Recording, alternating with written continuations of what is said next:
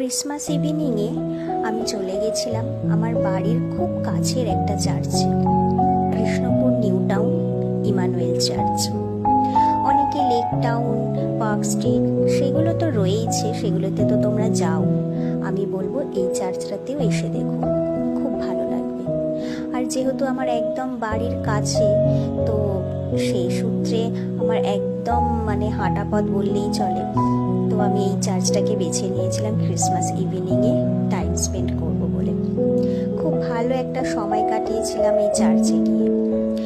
আর এই যে ড্রেসটা আমি পরেছিলাম, এটা মিশো থেকে নিয়েছিলাম। একটা বডিকন ড্রেস ছিল, এটা খুব একটা দাম ছিল না, বাট ড্রেসটা ভীষণ সুন্দর এসেছিল।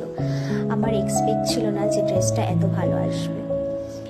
দেখো, রেড কালার ছিল, একদম ক্রিসমাস ইভিনিং এর জন্য পারফেক্ট একটা কালার। তো আমি ক্যারি করেছিলাম একটা জ্যাকেটের সাথে, ডেনিমের জ্যাকেট। আর যেমনটা তোমরা দেখতেই পাচ্ছ, কত সুন্দরভাবে সাজিয়েছিল চার্চটা। অনেকেই এখন আমাদের এই কাছের পাড়ার এই চার্চে আসে। সত্যি বলতে চার্চটা কিন্তু খুব সুন্দরভাবে সাজানো হয় এই ক্রিসমাস ইভিনিংয়ে।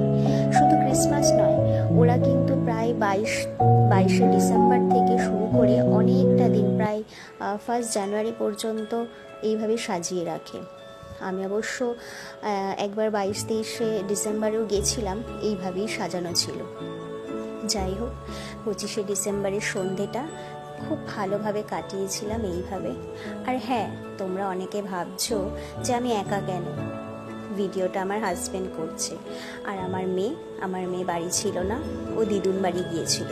সেই জন্য আমরা, কর্তা আর আমি দুজনেই বেরিয়েছিলাম সেদিন। ইভিনিংটা খুব ভালো কাটিয়েছিলাম, আর মেয়েকে মিস করছিলাম। তোমরা কেমন কাটিয়েছো অবশ্যই কমেন্টে জানিও।